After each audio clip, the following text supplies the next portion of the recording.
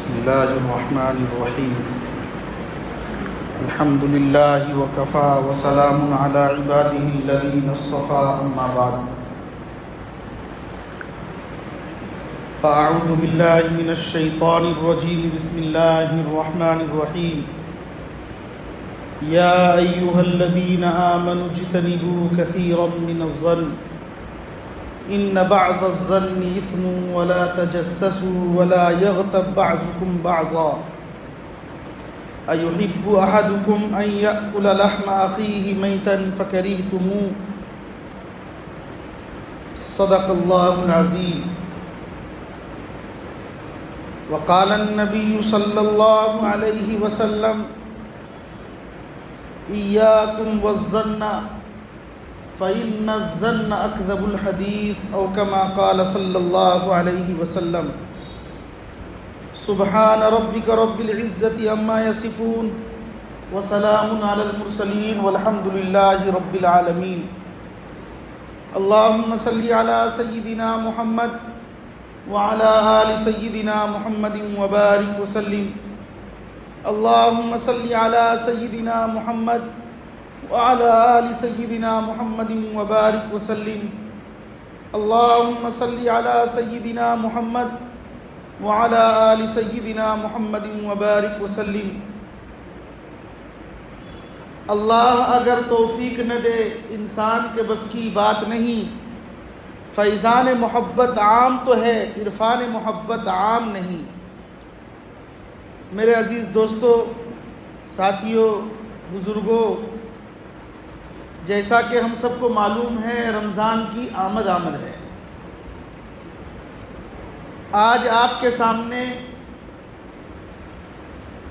رمضان سے پہلے ہم لوگوں کو غیبت سے، چغلخوری سے، حسد سے، جلن سے، بدگمانی سے اور جتنے بھی اس طرح کی حرکتیں ہیں ان تمام چیزوں سے اگر ہم بچ گئے تو اللہ کی ذات سے قوی امید ہے کہ اللہ تعالیٰ رمضان میں کرنے والے اعمال کو اور رمضان کی رحمتوں سے اور رمضان کی برکتوں سے اللہ ہم تمام کو مالا مال فرمائے گا.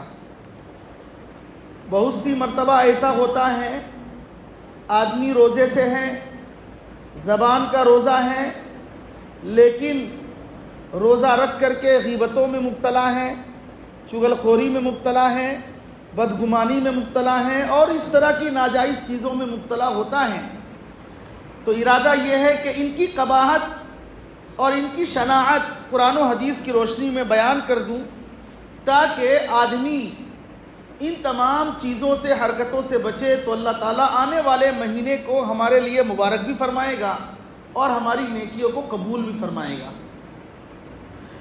نبی پاک صلی اللہ علیہ وسلم نے ارشاد فرمایا، سر اور سر کے اندر جتنے اعضاء ہیں ان تمام اعضاء سے انسان کو محفوظ رہنا ہے. مثال کے طور پر یہ بڑا سر ہے، اس سر کو اللہ کے علاوہ کسی کے سامنے جھکنے نہ پائے، اس کا اہتمام ہم کرتے ہیں. اسی طریقے سے سر میں آنکھ بھی ہے، آنکھ سے ناجائز اور نامحرم کو نہ دیکھنا، اس سے اپنی حفاظت ہے. سر کے اندر کان ہے، کان سے گانا سننے سے، فحش باتوں کے سننے سے اپنے آپ کو بچانا ہے. سر کے اندر زبان ہے، زبان سے، غلط گفتگو سے، جھوٹ بولنے سے اور اس طرح کی چیزوں سے اپنے آپ کو بچانا ہے.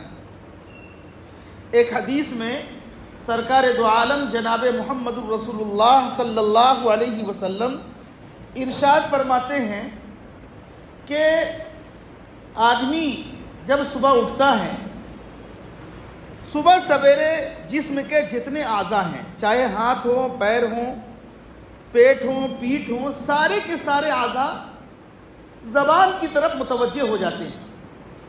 اذا اصبح ابن آدم، جب بندہ صبح کرتا ہے تو سارے اعضاء زبان کی طرف متوجہ ہو کر ایک ہی بولتے ہیں، اے زبان فَإِنِ اسْتَقَمْتَ اسْتَقَمْنَا، اگر تم سیدھی رہو گی ہم سب سیدھے رہیں گے. اور اگر تم ٹیڑھی ہو جاؤ گی تو ہم سب بھی ٹیڑھے ہو جائیں گے۔ اس کا مطلب یہ ہے کہ زبان انتہائی خطرناک چیز ہے۔ جسمہ صغیر و جرمہ کبیر، زبان تو 50 گرام کی ہے، زبان جسم کے اعتبار سے چھوٹی ہے، اس کا جرم بڑا ہے۔ جسمہ صغیر و جرمہ کبیر۔ اسی لیے ایک حدیث میں اللہ کے رسول صلی اللہ علیہ وسلم نے ارشاد فرمایا، من یضمن لی، کون مجھے ضمانت دے گا؟ کس بات کی ضمانت؟ کس بات کی ذمہ داری؟ سرکار فرماتے ہیں 2 باتوں کی ذمہ داری جو شخص مجھے دے گا، کل قیامت کے دن اپنی ذمہ داری پر اس شخص کو جنت میں داخل کروں گا۔ وہ ضمانت 2 چیزیں کیا ہیں؟ ما بین لحیتیہ، منہ کے اندر جو زبان ہے اس کی ذمہ داری دے دے کہ غلط زبان کو استعمال نہیں کرے گا۔ وما بین رجلین، اور 2 پیروں کے درمیان جو شرمگاہ ہیں اس شرمگاہ کو حلال ہی جگہ استعمال کرے گا۔ جو شخص ان 2 چیزوں کی گارنٹی دے گا، نبی پاک صلی اللہ علیہ وسلم فرماتے ہیں کہ اپنی ذمہ داری پر اس شخص کو جنت میں داخل کراؤں گا۔ جنت آسان سودا نہیں ہے۔ جنت میں جانے کے لیے انسان کو دنیا کے اندر پاپڑ بیلنے پڑتے ہیں، محنتیں کرنی پڑتی ہیں، خواہشات نفسانی پر کنٹرول کرنا پڑتا ہے، خواہشات نفسانی سے رکنا پڑتا ہے۔ جب آدمی طبیعت پر بوجھ ڈال کر عبادتوں کا اہتمام کرتا ہے، نیکیوں کا اہتمام کرتا ہے، اپنے آپ کو غلط چیزوں سے بچاتا ہے، تو جو آدمی مجاہدہ کرے گا، محنت کرے گا، وہ ضرور پھل کھائے گا۔ دنیا کے اندر ہم محنت کرتے ہیں تو محنت کے صلے میں ہمیں نتیجہ، پھل اور پیسہ ملتا ہے۔ دنیا کے اندر اگر ہم نے خواہشات نفسانی سے اپنے آپ کو روکے رکھا تو اللہ تعالیٰ نے جو انعام کا وعدہ کیا ہے جنت کی صورت میں، نعمت کی صورت میں، وہ اللہ ہمیں عطا فرمائیں گے۔ اسی لیے خلیفہ اول کون ہے؟ حضرت ابو بکر صدیق رضی اللہ تعالیٰ عنہ روزانہ زبان کو پکڑ کر کہتے، اس زبان نے لوگوں کو فتنے میں ڈال رکھا ہے۔ ایک مرتبہ حضرت ابو بکر رضی اللہ تعالیٰ عنہ زبان کو پکڑ کر کے کچھ کہہ رہے تھے، اتنے میں حضرت عمر بن خطاب رضی اللہ تعالیٰ عنہ گزرے۔ فرمایا آپ تو یار غار ہیں، آپ کو تو نبی کی صحبت میسر ہوئی ہے، اتنے بڑے صحابی ہو کر، خلیفہ اول ہو کر، افضل البشر ہو کر، یہ زبان پکڑ کر آپ کیا کہہ رہے ہیں؟ فرمایا ہاں، یہ زبان تمام فتنوں میں سے ایک بڑا فتنہ ہے۔ زبان سے جو محفوظ ہو گیا تمام چیزوں سے وہ محفوظ ہو جاتا ہے۔ آدمی بسا اوقات انہی زبان سے غیبت بھی کرتا ہے، چغلی بھی کرتا ہے، جھوٹ بھی بولتا ہے، کسی کے تعلق سے غلط باتیں بھی کرتا ہے۔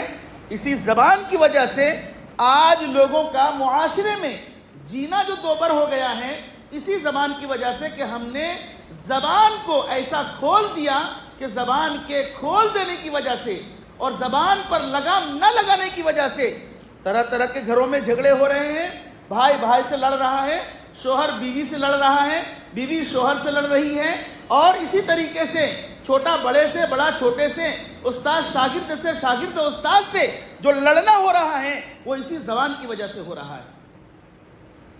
اسی لیے رمضان المبارک جو آنے والا مہینہ ہے، خدا را رمضان اتنا متبرک مہینہ ہے، اللہ کے رسول صلی اللہ علیہ وسلم 2 مہینہ پہلے آخر رمضان کی تیاری کر رہے ہیں۔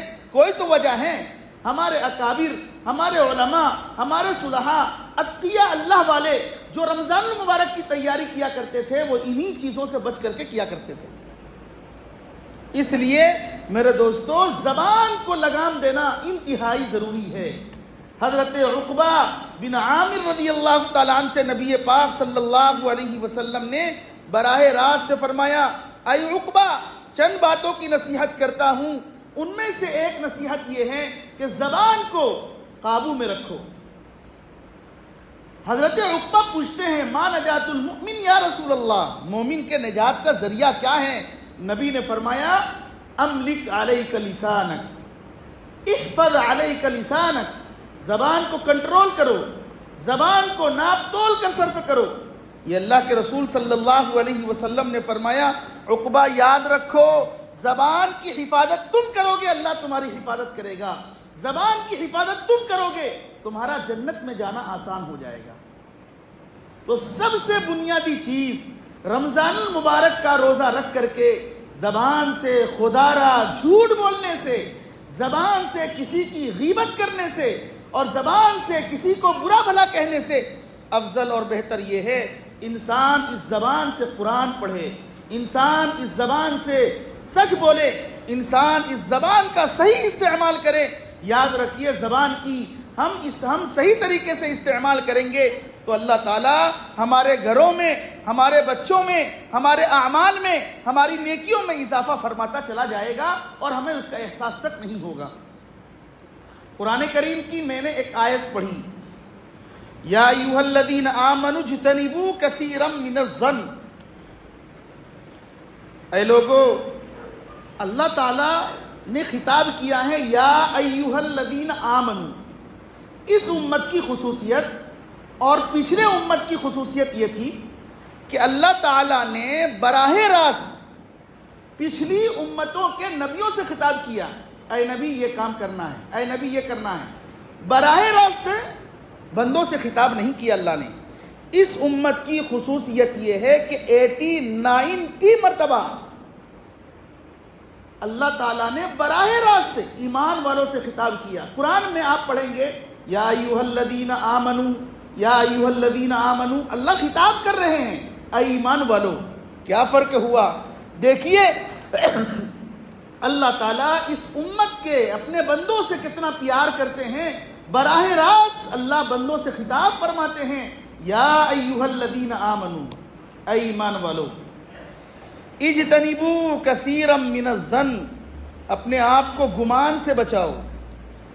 گمان، ایک آدمی کے گھر میں ریل پیل ہے، دولتوں کی ریل پیل ہے، بیچارہ محنت کیا، سب کچھ کیا، اب دولتوں کی ریل پیل ہو گئی، اچھا گاڑی ہے، گھر ہے، مکان ہے، دکان ہے، کپڑے ہیں، دوسرا ساتھی گمان کرنے لگتا، ہو سکتا ہے چوری کا پیسہ ہو سکتا ہے رشوت کا پیسہ ہو، گمان کرنے لگتا ہے۔ ہمیں اور آپ کو کیا حق پہنچتا ہے کہ ہم اس طریقے سے کسی کے تعلق سے گمان کریں؟ نبی نے فرمایا ایاکم والظن، اپنے آپ کو گمان سے بچاؤ، فإن الظن اکذب الحدیث، اس لیے کہ بدگمانی سب سے بڑا جھوٹ ہے۔ آج معاشرے میں جہاں بے شمار پھیلی ہوئی برائیاں ہیں، ان میں سے ایک برائی گھر گھر میں، معاشرے میں، قریہ میں، گاؤں میں، محلے میں یہ آپ کو ملے گا۔ ایک دوست دوسرے دوست کے تعلق سے گمان الٹا سیدھا جو ذہن میں آیا سوچ لیا، یاد رکھیے اس کو اپنی قبر میں جانا ہے، مجھے اپنی قبر میں جانا ہے۔ انتم بریئون مما اعمل وانا بریء مما تعملون، کسی کے بارے میں غلط سوچ کر کے کیا فائدہ ملے گا، اس کو خود جواب دینا ہے۔ اللہ اس سے پوچھیں گے، اس کے عمل کے بارے میں مجھ سے نہیں پوچھیں گے، اور میرے عمل کے بارے میں دوسروں سے نہیں پوچھا جائے گا۔ تو خواہ ہم یہ گناہ اپنے سر کیوں لیں؟ اسی لیے کہا کسی کے تعلق سے بدگمانی نہ کرو۔ خواہ جو ہم ہیں دوسرے کے تعلق سے بدگمانی کر کے گناہ کی مصیبتیں اپنے سر لیتے ہیں۔ نبی نے فرمایا ایاکم والظن فإن الظن اکذب الحدیث، اپنے آپ کو بدگمانی سے بچاؤ۔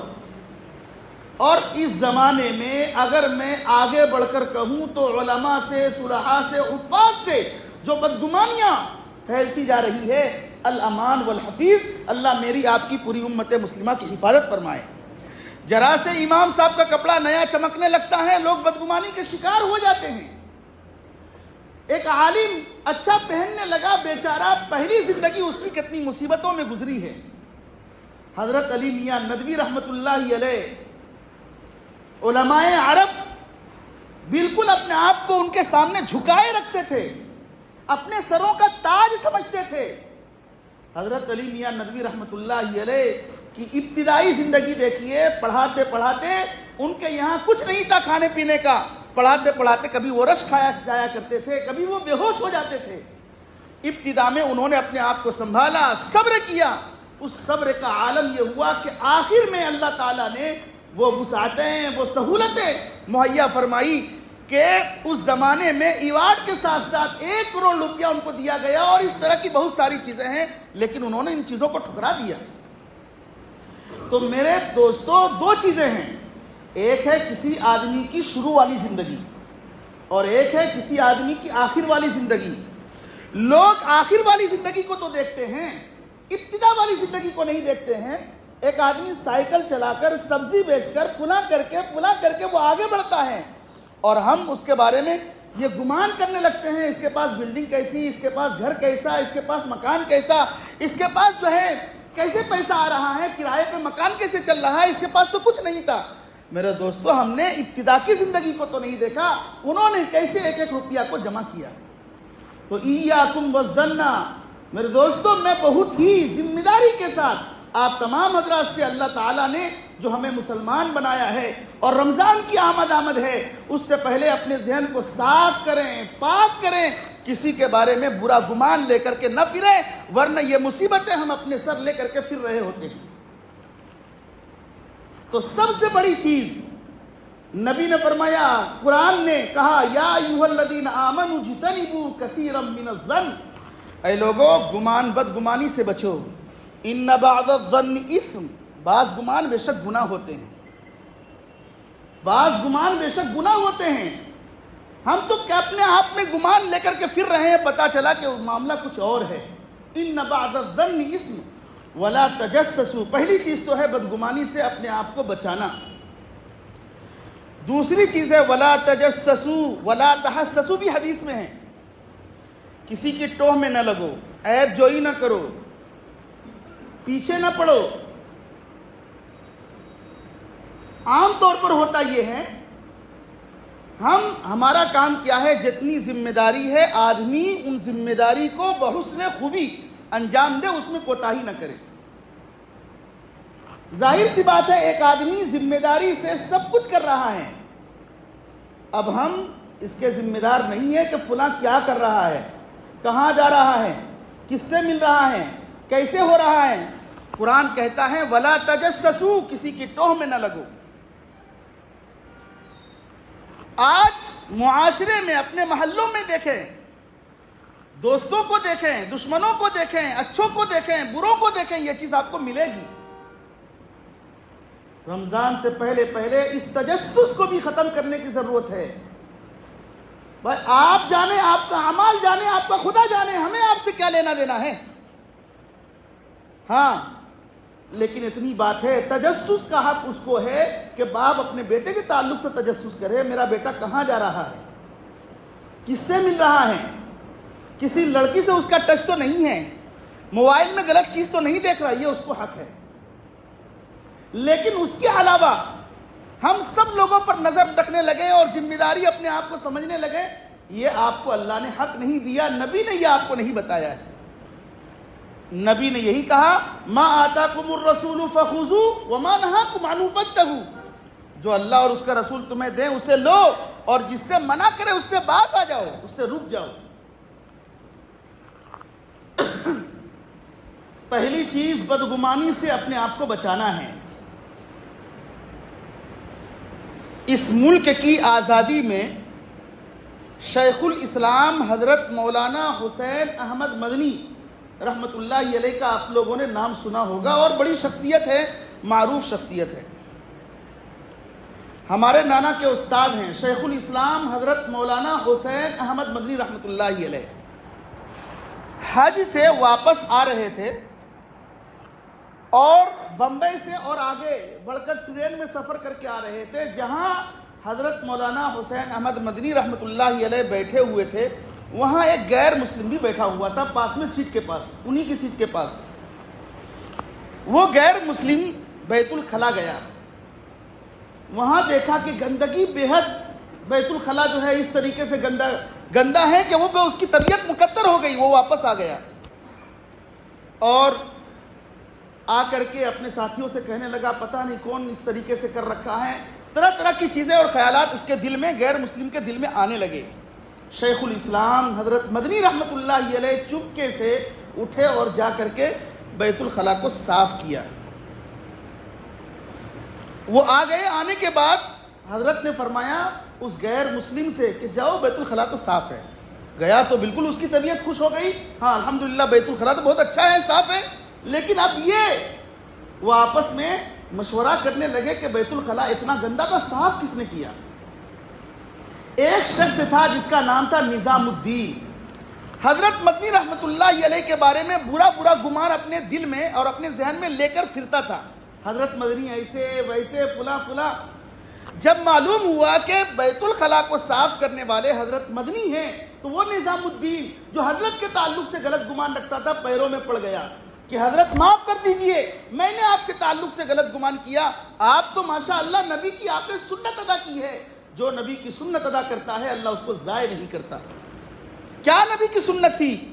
نبی کی سنت یہ تھی کہ ایک یہودی کو بھوک لگی, نبی پاک صلی اللہ علیہ وسلم نے اس کو اپنے گھر بلایا, سلایا, کھلایا, پلایا, خوب سیر ہو کر کے کھا گیا, اور رات میں اس کو حاجت ہوئی اور بستر پر ہی اس نے قضائے حاجت کر دی.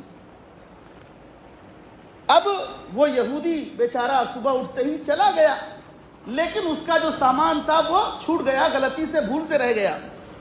جب وہ یہودی سامان کا خیال آتا ہے واپس نبی پاک صلی اللہ علیہ وسلم کے گھر آتے ہیں تو دیکھتے ہیں نبی اپنے ہاتھ سے یہودی کا پاخانہ اور بیت الخلا جو ہے وہ اٹھا رہے ہیں, قضائے حاجت اپنے ہاتھ سے اٹھا رہے ہیں. یہودی یہ دیکھ کر کے کہنے لگا یقیناً آپ کے اعلیٰ اخلاق ہیں, آپ کے بلند و بالا اخلاق ہیں, میں یہ دیکھ کر کے مجھے اے اللہ کے رسول کلمہ پڑھا دیجئے. وہ یہودی اسی وقت کلمہ پڑھ کر مسلمان ہو جاتا ہے. حضرت مدنی رحمت اللہ علیہ نے اسی سنت کو زندہ کیا تھا ٹریڈ میں. غلط گمان کرنے سے کیا ہوتا ہے؟ تو ایک تو غلط گمان, کسی کے بارے میں برا بھلا سوچنا, اس سے اپنے آپ کو بچانا ہے. اور دوسری چیز تجسس, اس سے اپنے آپ کو بچانا ہے. اور تیسری چیز اور بہت اہم چیز, یا ایھا الذین آمنوا اجتنبوا کثیرا من الظن ان بعض الظن اثم ولا تجسسوا ولا یغتب. آپس میں غیبت کسی کی نہ کرو. دیکھیے دو چیزیں ہیں, ایک ہے غیبت اور ایک ہے بہتان. غیبت کس کو کہا جاتا ہے؟ ایک آدمی میں فلاں بیماری ہے, ہم جانتے ہیں اس کے اندر کہ ہمارے دوست کے اندر جو برائی ہے, ہم اس کے علاوہ کسی ساتھی سے اسی عادت کے بارے میں ہم کسی سے کہیں یہ غیبت ہے. اور اگر کسی میں وہ چیز نہیں ہے اور ہم دوسرے سے کہہ رہے ہیں تب تو یہ بہتان ہے. ایک آدمی کسی بھی غلطی میں گڑبڑی میں مبتلا ہے, مجھے معلوم ہے, لیکن اس کے بارے میں کسی سے ہم کہیں ذکرک اخاک بما یکرہ, پیٹھ پیچھے کسی کی برائی کرنا, اگر وہ بیماری واقعتاً ہے اور ہم کسی سے کہہ رہے ہیں تو یہ غیبت ہے. اور بیماری اس کے اندر نہیں ہے پھر بھی ہم دوسروں سے کہتے جا رہے ہیں, یہ بہتان ہے. دونوں چیزوں کے بارے میں منع کیا ہے.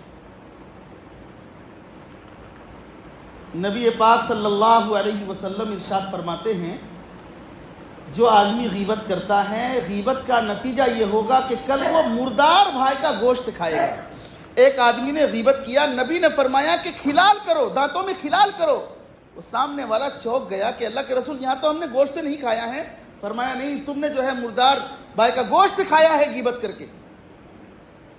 حضرت عائشہ صدیقہ رضی اللہ تعالی عنہ جو فقیہہ تھی, عالمہ تھی, بڑے بڑے لوگ جو ہیں حضرت عائشہ صدیقہ رضی اللہ تعالی عنہ کے پاس مسئلے پوچھنے کے لیے بڑے بڑے صحابی بھی صحابیات بھی آتی تھی.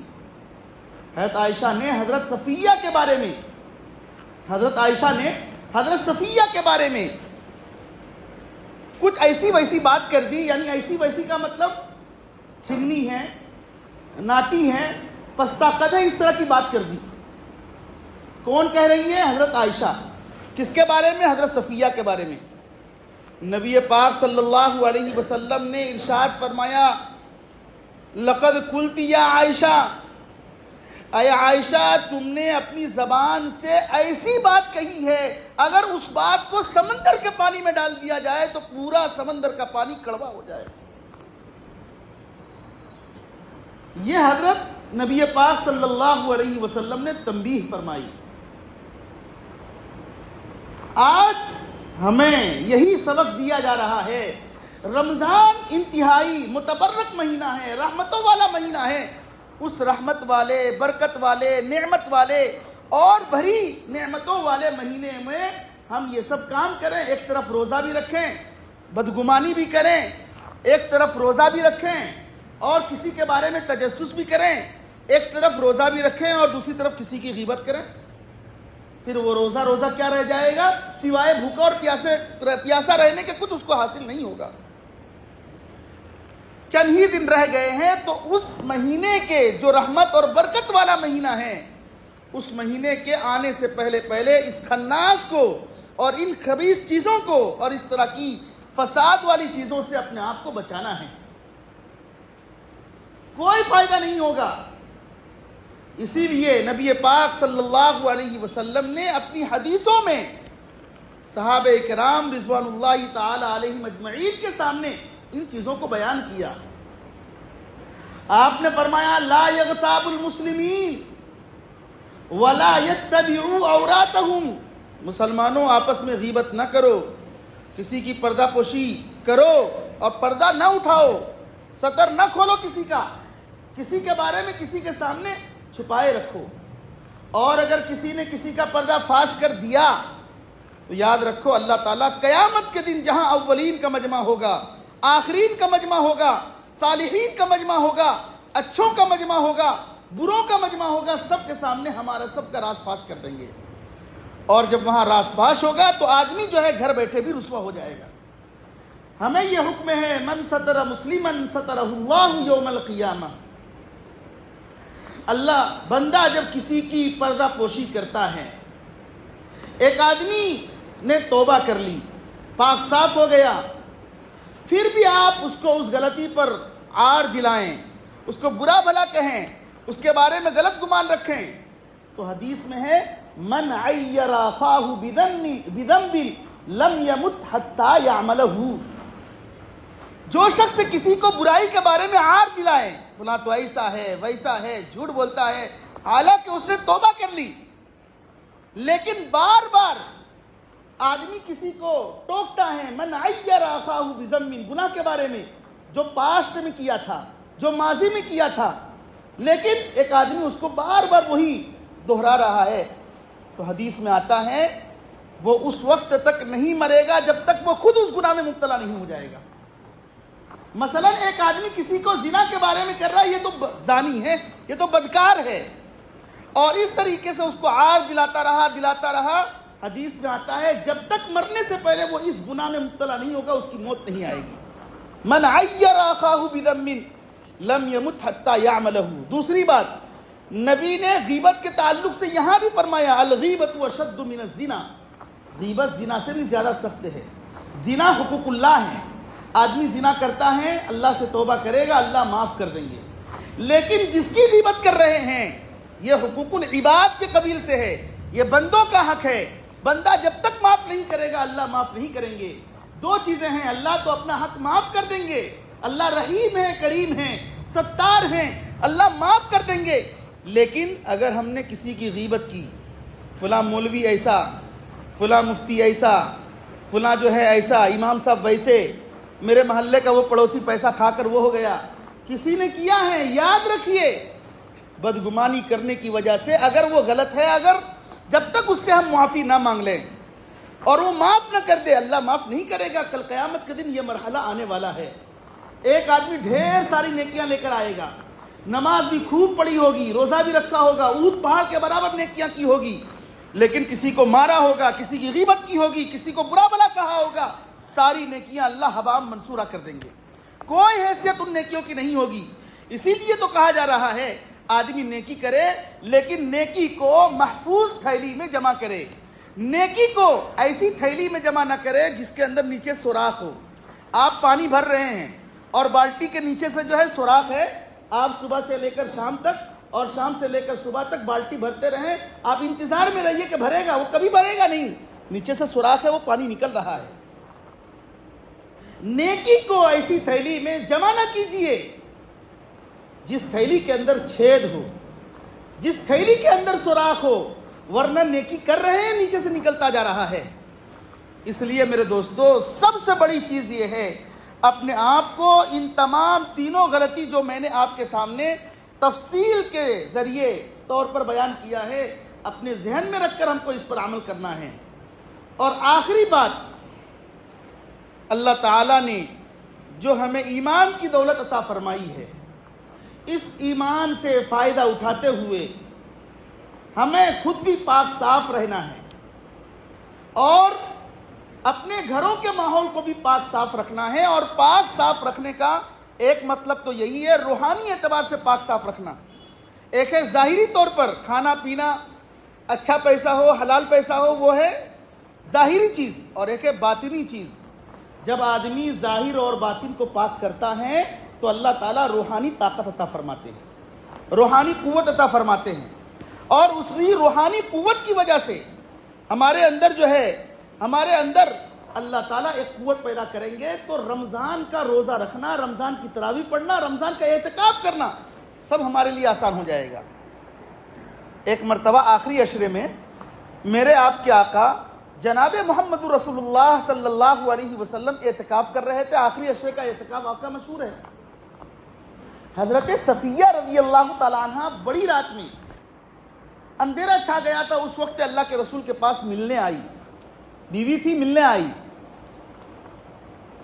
جب حضرت صفیہ جانے لگی، نبی پاک صلی اللہ علیہ وسلم دروازے تک چھوڑنے آئے۔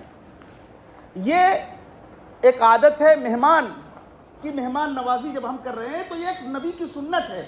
آپ کے گھر مہمان آیا، جانے لگے تو تھوڑی دیر مشایعت کیجئے، چلیے ان کے ساتھ دروازے تک ان کو رخصت کیجئے، یہ سنت ہے۔ نبی پاک صلی اللہ علیہ وسلم اندر بات کرنے کے بعد جب حضرت صفیہ جانے لگی، دروازے تک چھوڑنے آئے، دیکھا دو صحابی آ رہے ہیں۔ نبی نے فرمایا، سنو، یہ میری بیوی حضرت صفیہ ہیں۔ صحابہ کہنے لگے، اللہ کے رسول آپ کے بارے میں گمان کون کرے گا، غلط گمان؟ فرمایا نہیں، ان الشیطان یجری، شیطان انسان میں اسی طرح دوڑتا ہے جیسے خون انسان کے رگوں میں دوڑتا ہے۔ کون کیا گمان کرنے لگے گا؟ نہیں، نبی نے تنبیہ فرمائی، دیکھو عام لڑکیوں کو نہ سمجھ لینا، یہ میری بیوی حضرت صفیہ ہے۔ کتنی بڑی بات ہے۔ آج ہم ان گڑبڑیوں کا کوئی خیال نہیں کرتے اور طرح طرح کے فتنے کا ہم شکار ہو رہے ہیں۔ دعا کیجئے اللہ رب العزت والجلال ہم تمام کو رمضان المبارک کے مہینے کے آنے سے پہلے ان تمام فساد اور غلط چیزوں سے ہماری حفاظت فرمائیں۔ وآخر دعوانا ان الحمد للہ رب العالمین۔